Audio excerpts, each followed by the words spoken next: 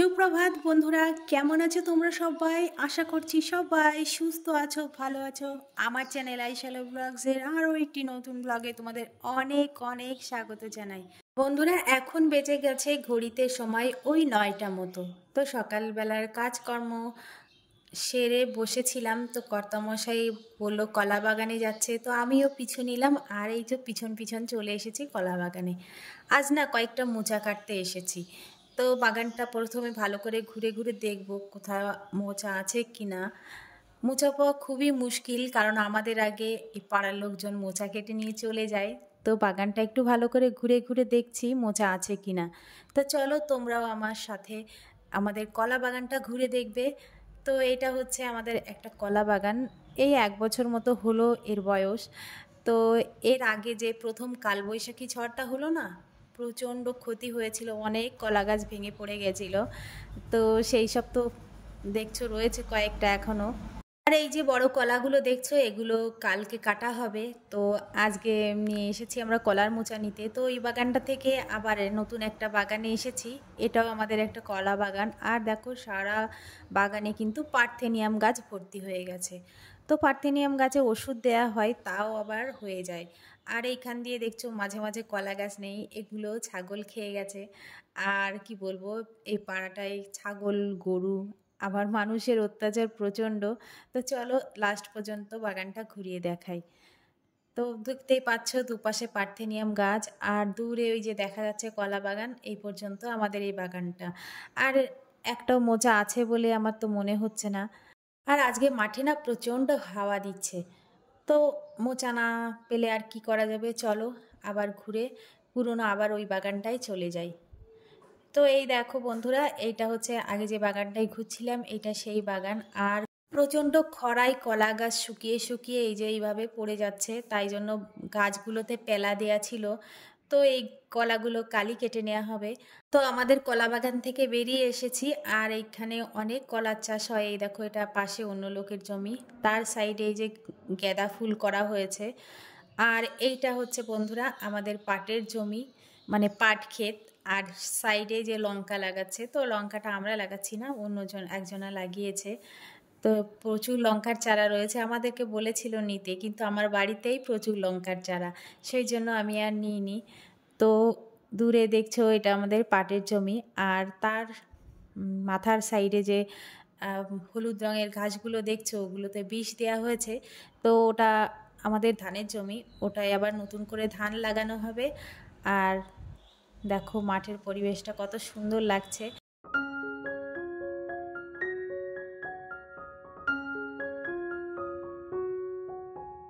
এখন একটা কলা গাছের নিচে আমি দাঁড়িয়ে রয়েছি। ওদিকে কর্তামশাই গিয়েছে একজনের সাথে কথা বলতে। তো কিছুক্ষণ এখানে দাঁড়িয়ে তারপর আমরা বাড়ির উদ্দেশ্যে চলে যাব। আর এসেছিলাম কলার মোচা নিতে, তো শূন্য হাতেই বাড়ি ফিরতে হচ্ছে। আর দূরে দেখতে পাচ্ছ একটা শ্যালো মেশিন ঘর, ওটাও আমাদের শ্যালো ঘর। তো এখন বাড়ি চলে যাচ্ছি। আর এই যে দরজা খোলা আছে, এখানে একজনা জল নেবে, ওই জন্য মেশিন ঘরের দরজাটা খুলে রেখেই যাচ্ছি। ওনার কাছেই চাবি থাকে।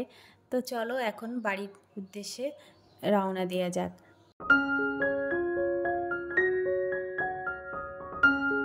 বন্ধুরা, তোমাদের আজকে একটা নতুন জিনিস দেখাবো, এর আগে আমিও কখনো দেখিনি। চলো আমার সাথে সাথে তোমরাও দেখবে। এই ফুলগুলো কোন গাছের ফুল তোমরা কি বলতে পারবে? এটা হচ্ছে কামরাঙা গাছের ফুল। তো আমিও এই প্রথম দেখলাম, তা তোমাদেরকেও আজকে দেখিয়ে দিলাম। এই গাছটা কামরাঙা গাছ।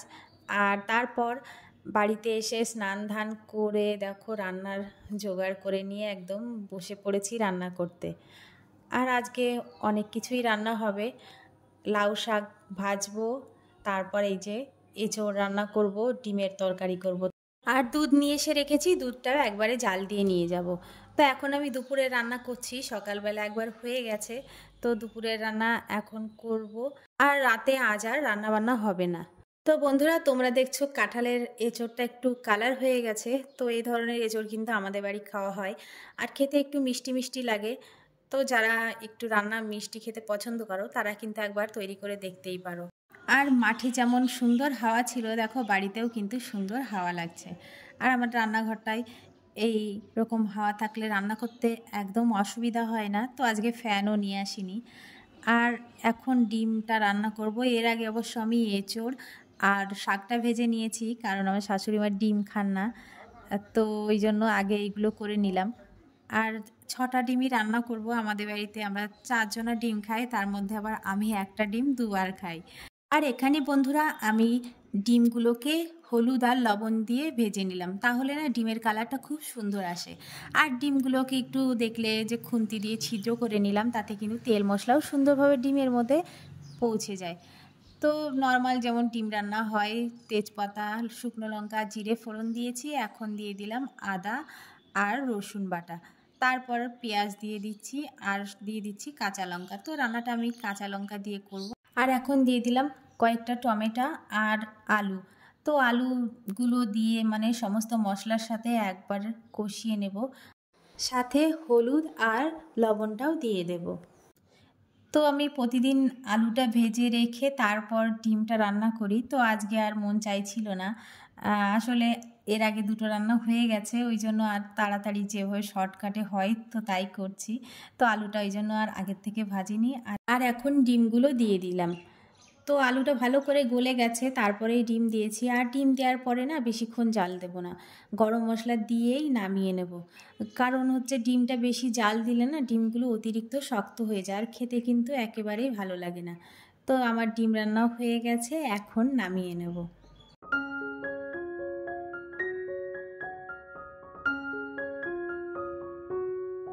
দুপুরের খাওয়া দাওয়ার পরে চলে এসেছি উপরে। তো কাল থেকে এই বাজারের ব্যাগটা এইভাবেই রয়েছে। সকাল থেকে সময় পাচ্ছিলাম না যে ব্যাগটা খালি করব। তো ভাবলাম এখন তো বেশ কিছু সময় রয়েছে হাতে, আর তেমন কাজও নেই। তো ভাবলাম বাজারের ব্যাগটা খালি করে নিই। আর এখানে আমাদের মাসকাবারি বাজার রয়েছে কিছু। তো মাসকাবারি বলবো না, আমাদের এরকম একবারে অনেক অনেক বাজার নিয়ে আসা হয়, সেটা 1 মাস যাক আর 2 মাস যাক। তো আমি কিছু কিছু জিনিস ভাগ ভাগ করে আলাদা আলাদা করে রেখে দিই, আর ফুরানোর আগ দিয়েই আবার সমস্ত জিনিস আনিয়ে নিই। তো এখানে ওই সার্ফ, সাবান, শ্যাম্পু আর ওই টুকিটাকি জিনিস যেগুলো শেষ হয়ে গেছিলো, তো আমি লিস্ট লিখে দিয়েছিলাম।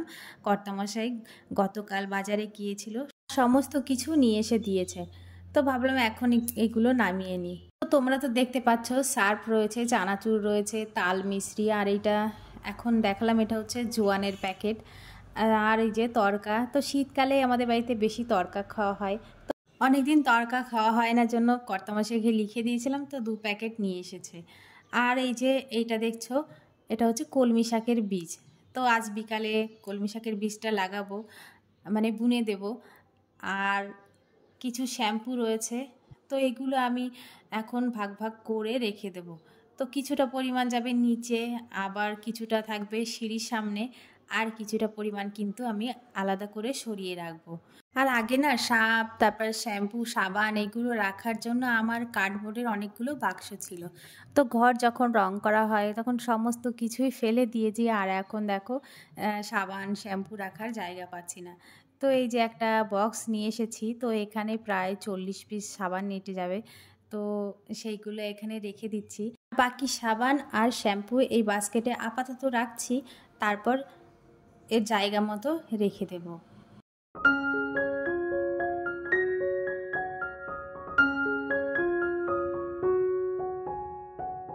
সমস্ত বাজার জায়গায় জায়গায় রেখে দিয়েছি, আর কিছুটা পরিমাণ এই যে সিঁড়ির সামনে রেখে দিলাম।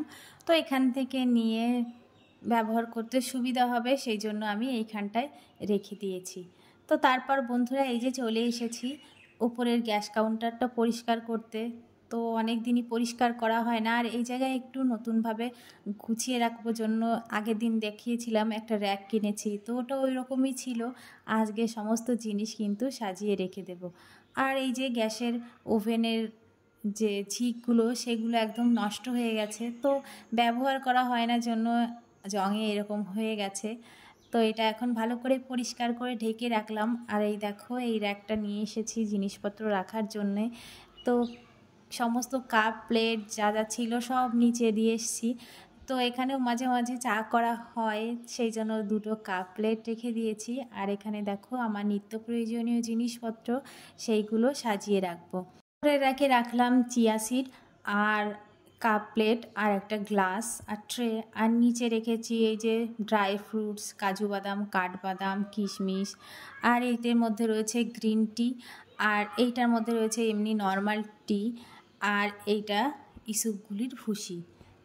তো এগুলো আমার প্রায় দিনই কাজে লাগে, ওই জন্য এগুলো এখানে রাখি। আর এর মধ্যে রয়েছে আমলকি, যেগুলো আমি শুকনো করে শুকিয়ে রেখে দিয়েছি। আর বেশ কিছু কফি মাগ রয়েছে, আর এইগুলোর মধ্যে থাকে জোয়ান। তো দেখলেই তো তখন জোয়ান এনেছে, তা আমি আর ঢালিনি, আগেকার জোয়ানই ভর্তি রয়েছে, এই জন্য আর ঢাললাম না। আর কিছু জিনিসপত্র রেখে, আর এই যে এখানে রাখবো তাল মিশ্রি, আর ছুরি চাকু এইগুলো রাখার জন্য একটা বাস্কেট, আর এই যে একটা কফি মগ। তো এইগুলো আমি একটা স্ট্যান্ডের উপর থালা দিয়ে তার উপরে রাখলাম, তাহলে সহজেই ধুলোবালি পরিষ্কার করা যাবে। আর একটা রেখে দিলাম জগ।